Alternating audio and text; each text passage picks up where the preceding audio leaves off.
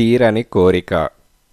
శ్రీహరికి చిన్నతనంలోనే తల్లిదండ్రులు పోవడంతో వాణ్ణి తాత పెంచి పెద్ద చేశాడు. తాతకు ఉండేందుకు చిన్న ఇల్లు తప్ప మరే ఆస్తిపాస్తులు లేవు. అతను కూలీ నాలీ చేసి మనవణ్ణి పోషిస్తూ వచ్చాడు. శ్రీహరిని తాత ఏనాడు తన వెంట కూలి పనులకు తీసుకుపోలేదు. ఏ వృత్తి పనైనా నేర్పించే ప్రయత్నం చేయలేదు. ఆ కారణం వల్ల తాత హఠాత్తుగా మరణించడంతో 25 ఏళ్లవాడైన శ్రీహరి పసిపిల్లవాడిలా బెంబేలు పడిపోయాడు. తాత దాచిపెట్టిన డబ్బుతో శ్రీహరి 3 మాసాలు గడిపాడు. తర్వాత ఏదైనా పని కావాలంటూ గ్రామంలో వాళ్లను అడిగాడు. వాళ్ళు అందుకు నవ్వి, తాత పోయేదాకా అతను సంపాదించిన డబ్బుతో తిని కూర్చున్నావు. నీకేం పని చేతనవునో మాకు తెలుసు, వెళ్ళు అని అనేవారు. శ్రీహరికి ఆ ఊరంటే కంపరమెత్తి మిగిలి ఉన్న ఇంటిని అమ్మేసి ఆ డబ్బుతో మరొక ఊరు చేరాడు. అక్కడ వాడొక ఇంటి వాటా అద్దెకు తీసుకొని తిరిగి ఉద్యోగ ప్రయత్నాలు ప్రారంభించాడు. అయితే అక్కడ వాడికి పొద్దెదురైంది.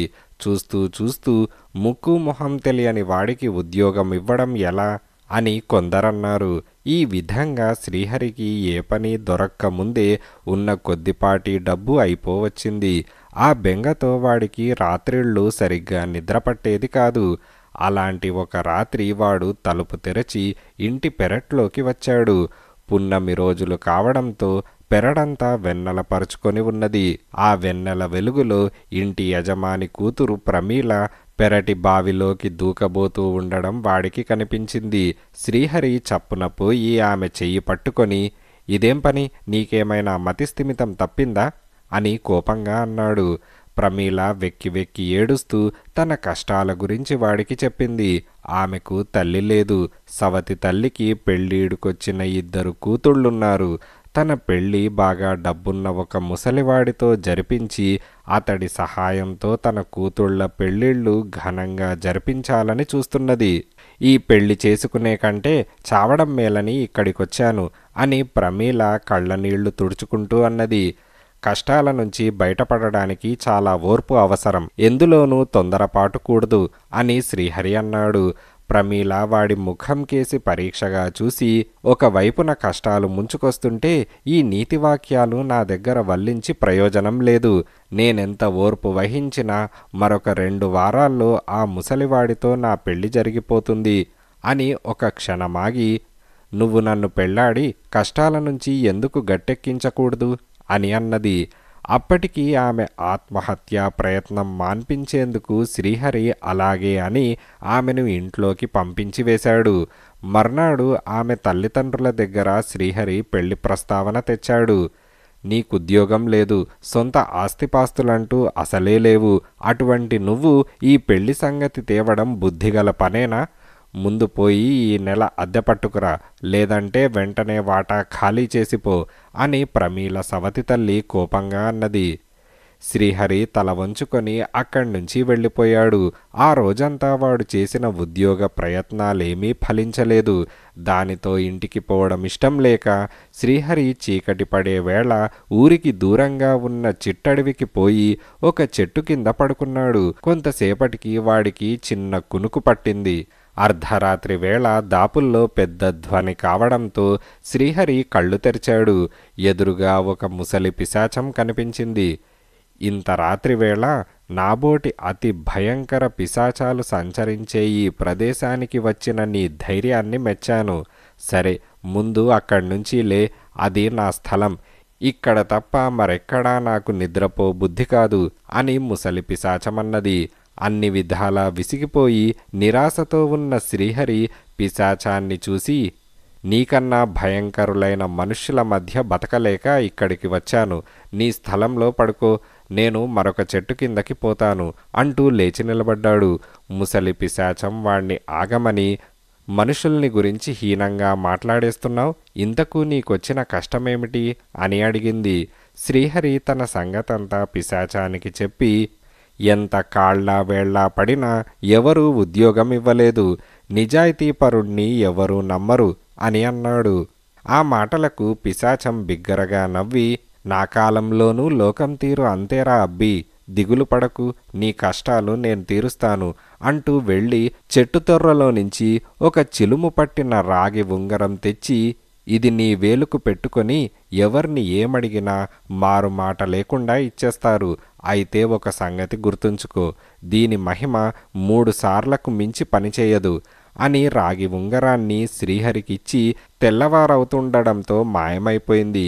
శ్రీహరి ఉంగరాన్ని వేలికి పెట్టుకొని ఊళ్ళో అందరికన్నా పెద్ద వ్యాపారి దగ్గరకు పోయి, నాకు మీ దగ్గర ఉద్యోగం కావాలి అని అన్నాడు. అంతకుముందు శ్రీహరిని నా దగ్గర ఏ ఉద్యోగం లేదు పొమ్మన్న వ్యాపారి ఉంగరం మహిమ వల్ల ఈరోజే వచ్చి పనిలో చేరు అని అన్నాడు. శ్రీహరి ఆ సాయంత్రం ప్రమీల సవతి తల్లితో, నాకుద్యోగం వచ్చింది, ప్రమీలనిచ్చి పెళ్లి చేయండి అని అన్నాడు. అదెంత భాగ్యం నాయనా, ఈ వారంలోనే మీ పెళ్లి జరిపిస్తాను అని ప్రమీల సవతి తల్లి అన్నది. వారం తిరగకుండానే వాళ్ల పెళ్లి జరిగిపోయింది.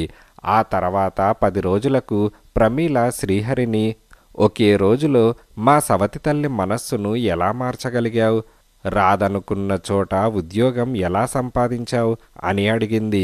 శ్రీహరి జరిగిందంతా ఆమెకు చెప్పి, ఇందుకు పిశాచమిచ్చిన రాగి ఉంగరం సహాయపడింది అని అన్నాడు.